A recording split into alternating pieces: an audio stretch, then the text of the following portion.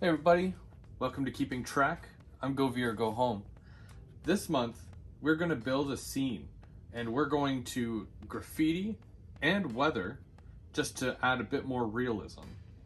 We're also going to take a look at the mini prints of the month from last month that I received, and we're going to add some to that scene so that we can bring the layout to life.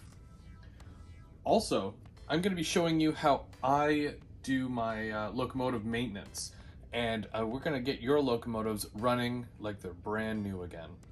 All that and more on Keeping Track.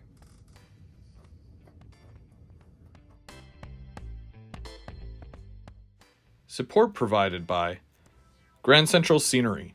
For the very best in realistic trees, check out Grand Central Scenery online at grandcentralscenery.com or place your order by phone just by calling 801-891-7255. Since 1995, Grand Central Scenery has been the leader in fine handcrafted scenery and accessories. Additional support provided by Miniprints. Visit miniprints.com and check out all the 3D printed super detailing parts they offer. They're the resin your layouts look super detailed. That's miniprints.com.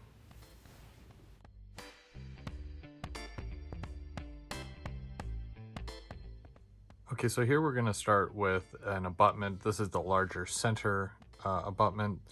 I have quite a bit of room to work with on this, so I'm going to be doing a couple of pieces. So basically, with this, there is an area here along the bottom that I'm going to mark out, which is basically going to be just where the land kind of cuts off. Same thing with here. The land comes up towards the middle here and then comes down. This is the Walther's modern bridge overpass. There's actually two kits that make up my whole bridge. And what I basically did was I did the primer over it. It's like a tan or a sandy color, basically. And I'm going to, now that it's dry, I'm going to draw on with a pencil what I want to do. And we'll be right back and I'll show you what we're going to do next.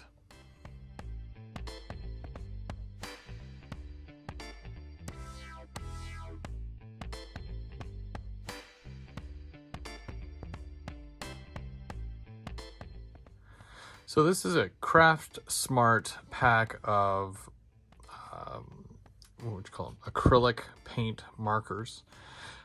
This was about $30, but I got 40% off at Michael's. And you get a good variety of colors. I don't know why you get two silvers in this package, but it doesn't matter too much. But you get your basic black and white, which are very important, and then your primaries, the green, red, blue, yellow. So it gives you a good variety to start with. Now, one of the biggest things that I've seen and that I've done with multiple other cars and whatnot and use different pens is that you need to use acrylic. It just works a lot better and has a way nicer finish than using an oil base. And then when you seal it afterwards, it won't run or smudge or anything like that when you use acrylic. So I'm going to go ahead, I'm going to start filling in my picture. I'm going to do a lot of the black and white first and then fill in the rest after.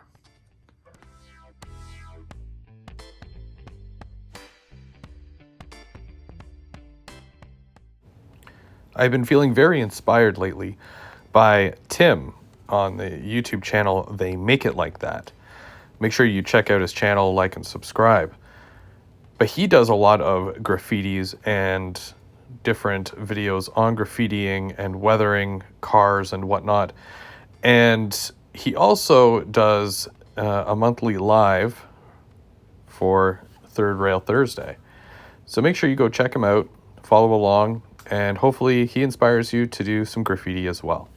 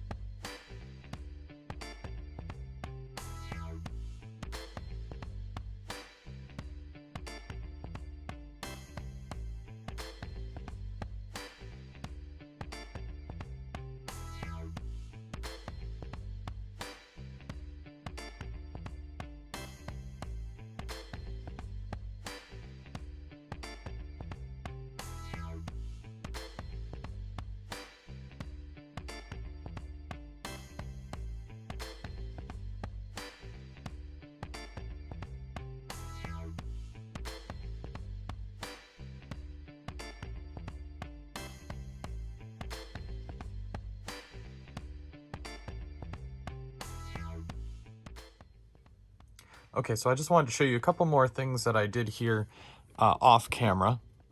It's still a little wet in certain areas, but there's your front there. And like I said, I added the dope, and I added the whites to the eyes, and it's mostly all done. I do want to add highlights, which I'll do after, and I'm going to show you that. And I also did a bit more work up this way here. I added the star after the word 0 here. It kind of goes upwards like that, right? So it's a gold star, PSY or psi, and the little face. And also you'll see this white rectangle here. Basically, if there's something, some sort of graffiti and whatnot, and let's say the city says, nope, we can't have that, you know, might be too offensive and whatnot. And I know that things are very costly, especially when, you know, you're having to cover up large murals and whatnot, and then the city has to pay for paint to go and, you know, cover it all up, and then they have to pay someone to cover it all up, and then people just come and graffiti it again. So basically they'll just put like a white square over it, basically. So I'm gonna add more weathering and whatnot to that. That's still a little wet, but yeah, that's basically what I have done for this so far. And you'll notice here I also did an abutment, just the bottom, on one side, because that's really all you'll see from where you're standing. You won't ever look in and capture this side, but I basically did this here. So if you guys know the hobo signs, the little train means that it's safe to hop on a train in this location. So I put the little picture there, and there's a 210, which also means there's a thief nearby. Very clever. You can always check that up online to see what kind of things you can add around your layout, especially because I'm going to have a couple of little homeless guys right in front here, a couple of garbage cans that just got left. And then, yeah, I've got a few other things here, but like that little purple thing there, there's supposed to be a peace symbol in there. So I have to fix that up, and I'm going to add more highlights to some of this as well. So yeah, but that's basically what I put together for this abutment here, and this is basically how it'll look, just like that. And next, what I'm going to do, I'm going to take some pencil crayons, and I'm going to make some highlights with that. I'm just waiting for everything to dry first, but we'll take a look at that now. Okay, so because most of the painting is done on this face here, I did do a clear coat that will basically seal everything in. Now that the paint is dry, and so is the clear coat, I'm going to use some pencil crayons here to basically add some shading and a little bit more detail to it so it doesn't look so flat. And then after that, I'll come back and we will use some chalks to actually add a lot of weathering to this as well. It is very bright, but once we weather it down a little bit, it should add a better look to it. Let's hope so.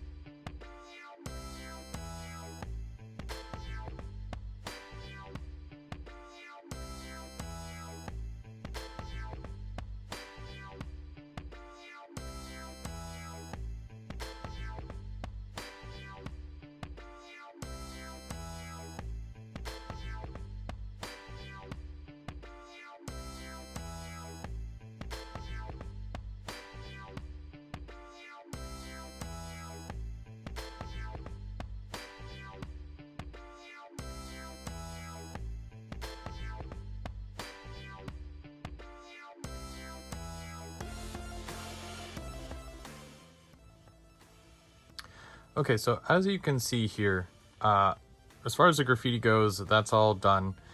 I did take a pencil and a straight edge, and I drew multiple lines, they're all evenly spaced, to make it look like these are all individually made concrete slabs. In some cases you might have a partition right in the middle because the way it's being built, but this here, all the slabs are being done upwards. So after drawing on with the pencil, I just take some paper towel, it's dry, and I rub it really hard just to kind of smudge that pencil mark. And this will be the basis for my weathering. And that's typically where I start, with something like that there. Now, depending on how hard the pencil is, it'll look like it's a deeper line, right? So each one of these will look a little different.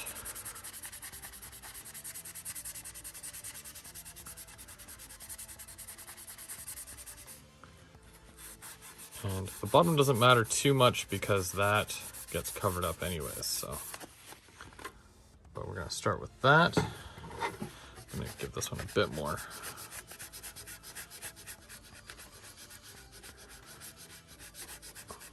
And I'm not doing anything fancy, it's literally just a pencil.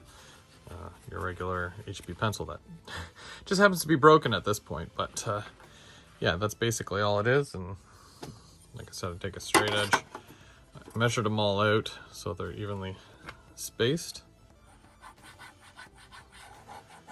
And then yeah, I go right down through, just like that.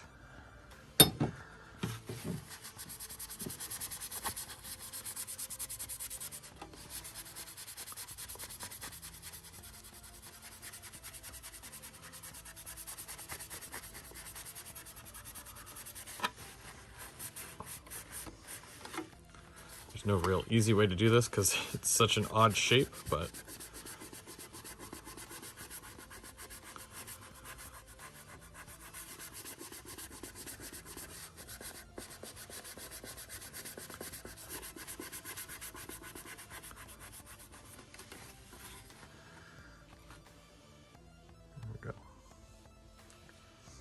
okay, so these are my pastels here. There's really nothing special about this, except for the fact that I got it on eBay.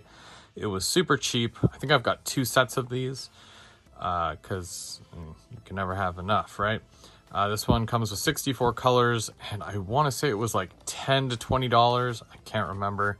I got it so long ago. And I'll just show you here.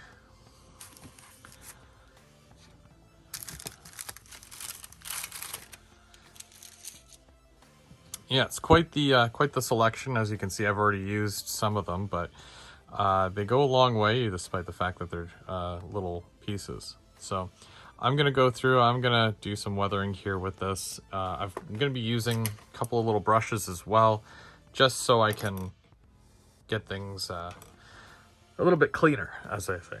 So we're gonna do that right now.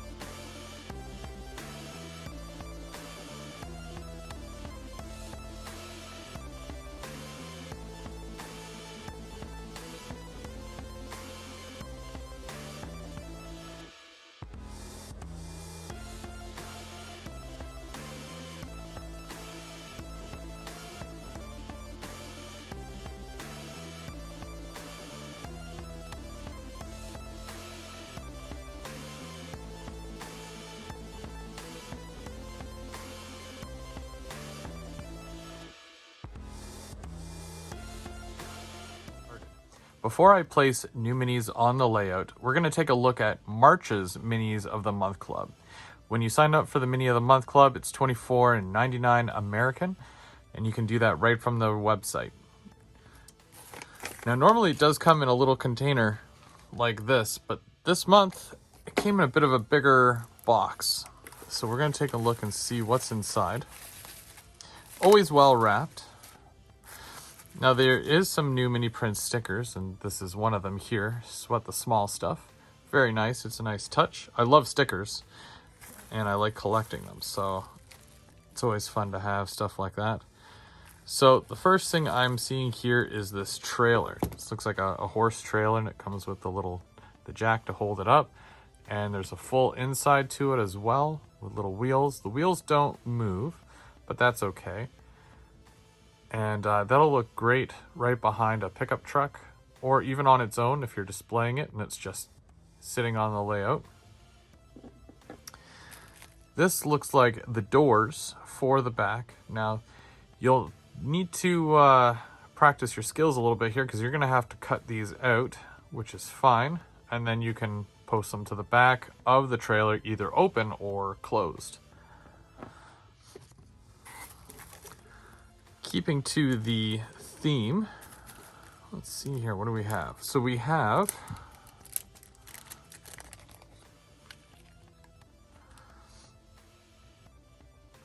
a horse that can either go in the trailer or you can go out. But yeah, I'm gonna probably paint them up, and then you can go inside the trailer there, just for an added realism. And there is what looks like a jockey. Looks like a jockey. Or just you could do it as a horse trainer, possibly. That's really neat. Then we've got some tools. These are usually really neat. So we've got a wheelbarrow, which is great even if you've got a residential scene. People in homes have wheelbarrows too. If you've got a shed, you can just put it leaning up against the shed out back, or you can make somebody holding it or pushing it. And you can even put a little load of dirt in there too. Just add the detail. And that looks like some sort of farm equipment, like a plow or a hoe, almost, that you can put on an animal, and I believe the animals would pull that through the dirt for the farming. And of course we've got a cow as well. This is a really big Miniprints lot here. Yeah, perfect for a farm scene, or if you've got a cattle trailer, and you can put the animal in the trailer itself. Very nice, very nice. Or a cattle car, or pens. And it looks like we've got some milk containers. These are all attached, obviously, to the platform here, so you'll have to take those off, and you'll be able to basically just stack them maybe in the back of a truck, ready for distribution. Cool. But we are going to be using some different ones today. We're going to be using ones that I got last month, and they might even light up. So let's get to that. Okay, so this is really cool. So in one of the minis of the month that I received a couple of months ago, you get this pre-wired flashing light. And it hooks up to a battery. You can connect it to a battery. And basically you put the light end where there's a little nano bulb. You can barely see that, but you put it in the bottom of the barrel. And this is it's just a steel barrel drum. And you put this clear, what almost looks like fire, right on top of the LED.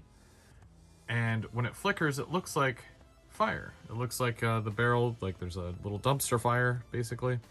And then I've got a little guy here that is going to be just standing over the fire, warming his hands. And then I've got a few other little garbage cans and whatnot. that I will be setting up as well. I'm going to take you through that start to finish, and we're going to set it up on the layout, make it look great. Okay, so the first thing you want to do is you want to make sure that your parts are clean and there's no extra little bits of resin sticking out from them. These ones are already good, I already did that. So the next thing I'm going to do is I'm going to paint them. These barrels here, they're going to be more or less black, and I'm going to do the trash cans in a silver, and then I'll come back and I'll weather them after. So what I like to do is I like to take a piece of tape and lay it with the sticky side up. That way I can attach the minis to it, and then when I go to paint it, they don't move at all. Just like that. And then I'll tape that to just like my little piece of wood that I put in my painting booth, and they won't move at all. Okay, so they're all ready for paint. I'll be able to do these in black, these in silver, and then I've got the little homeless guy right here. He's on a stick, and that's held down with foam, and I can spray him and then he'll be good. I just gotta do the primer on him.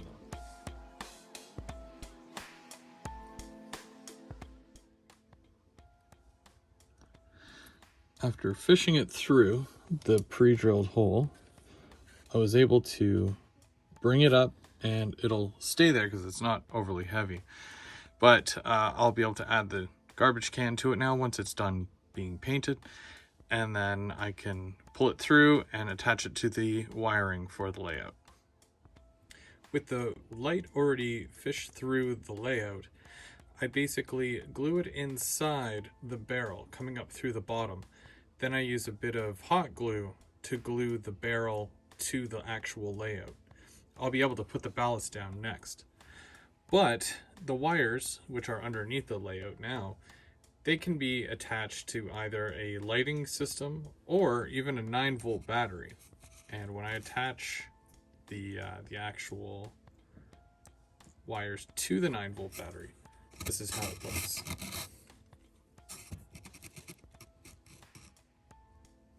So it does flicker a little bit. It'll probably be brighter once the bridge is over top and it takes away the LED lights a little bit. It makes it a little less bright.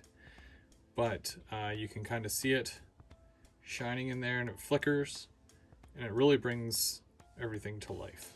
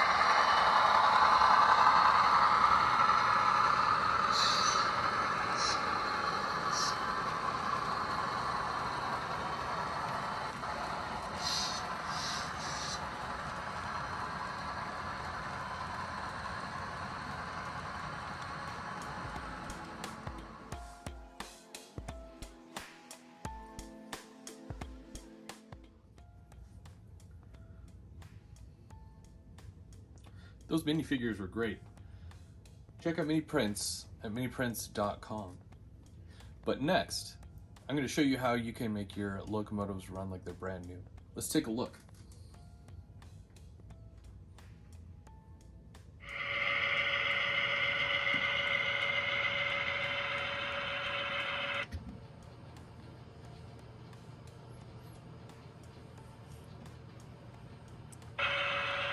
Does your locomotive run like this? Did it used to run a lot better than that?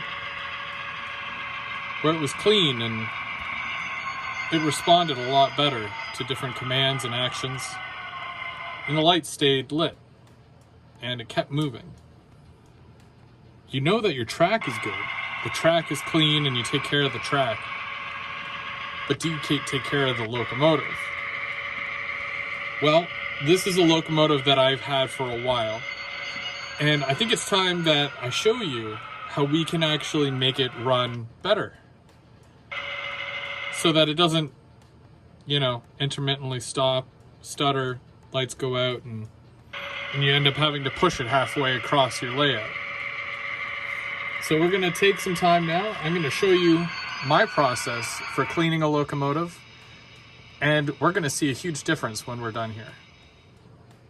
So typically you would need a piece of track, preferably a straight piece that's not near any scenery and whatnot. Typically most people will have a test track that they will do decoder runs and whatnot. They can test out locomotives and also clean locomotives.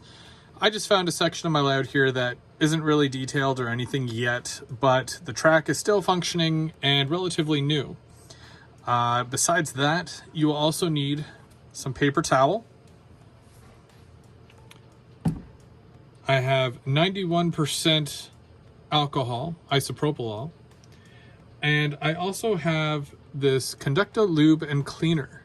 This is good for things that will have electrical components, so it won't short.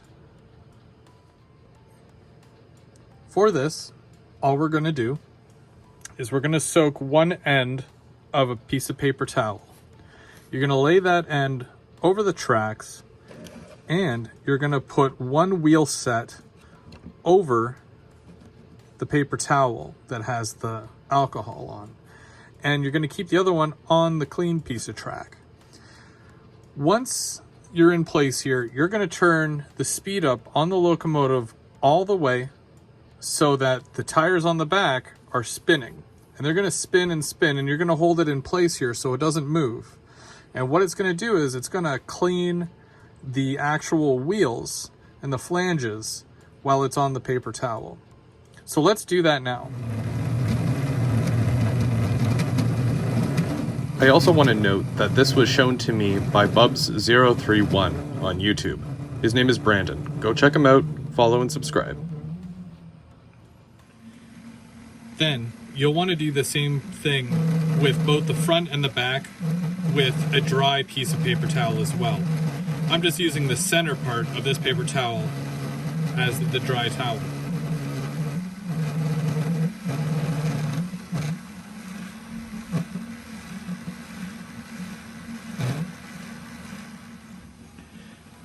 And I repeat this for both the front and the back of the locomotive. Let's take a look at that towel and see how dirty the wheels actually were on this. Well, there's the front and there's the back.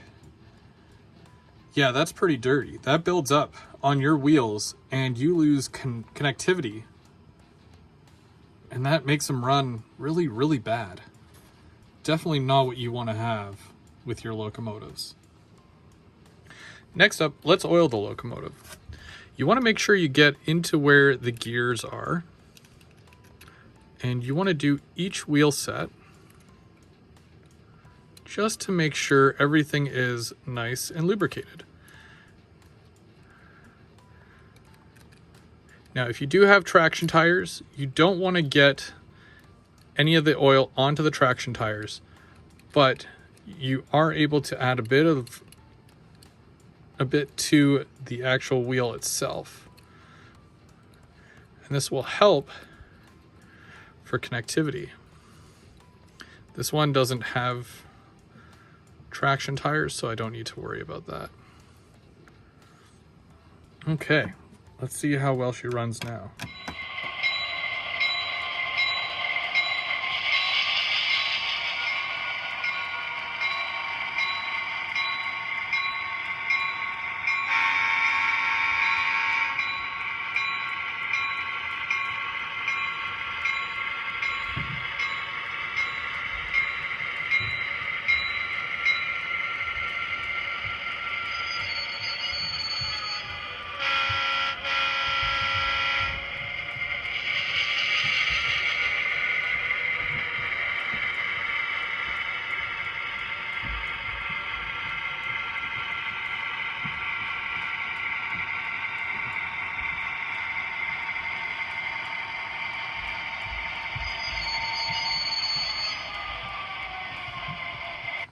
That's great. It works a lot better, and I'm really impressed. The lights don't flicker at all. It's very smooth running, even at a low speed. And it just seems like it's been given a new life. Let's try another one.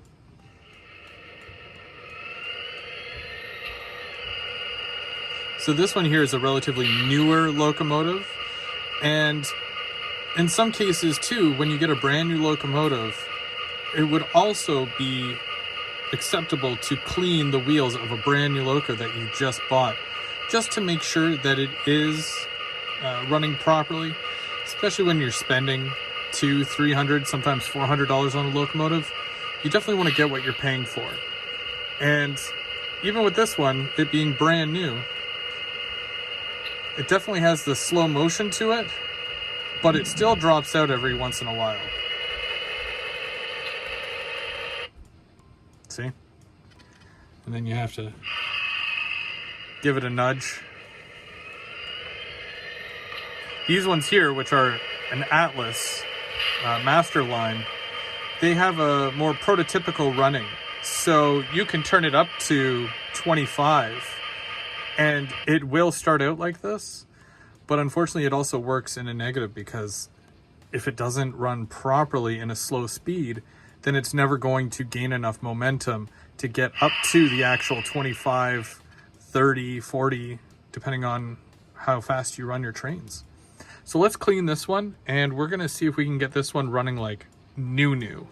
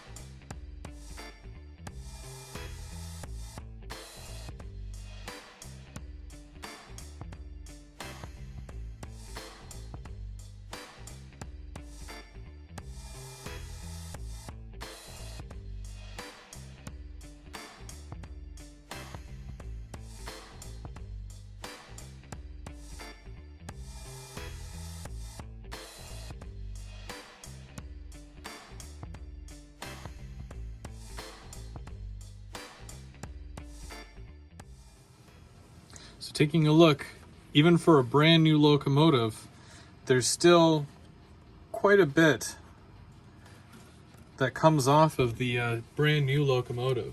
That's nothing against the manufacturer, because I'm a big fan of Atlas stuff. But it's definitely something that you'll want to take note of for when you're purchasing a brand new loco, no matter what the brand. And we're just going to add the oil to the wheels. Make sure everything's good.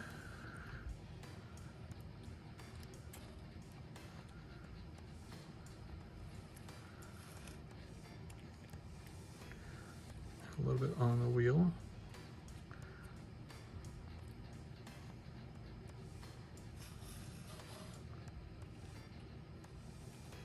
And then we're going to see how well it runs now. Okay, so the wheels have been cleaned and it's been oiled. So let's try it out and see how well it runs.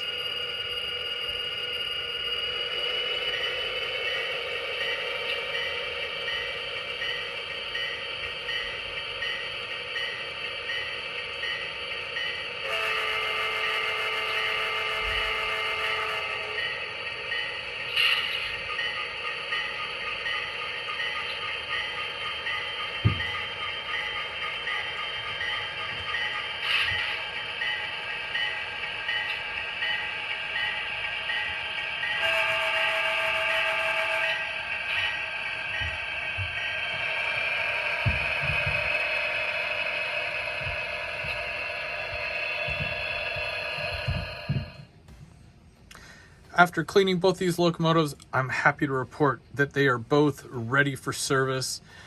Guys, you can take this with you and you can use this on all your locomotives.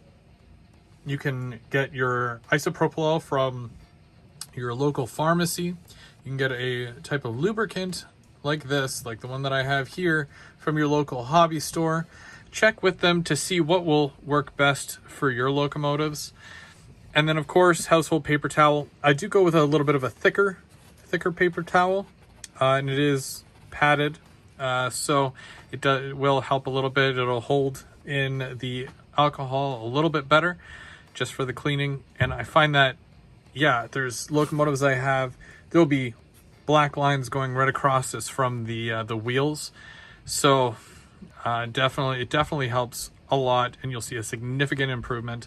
I hope this helps you, and I hope that you can get back to running your trains soon.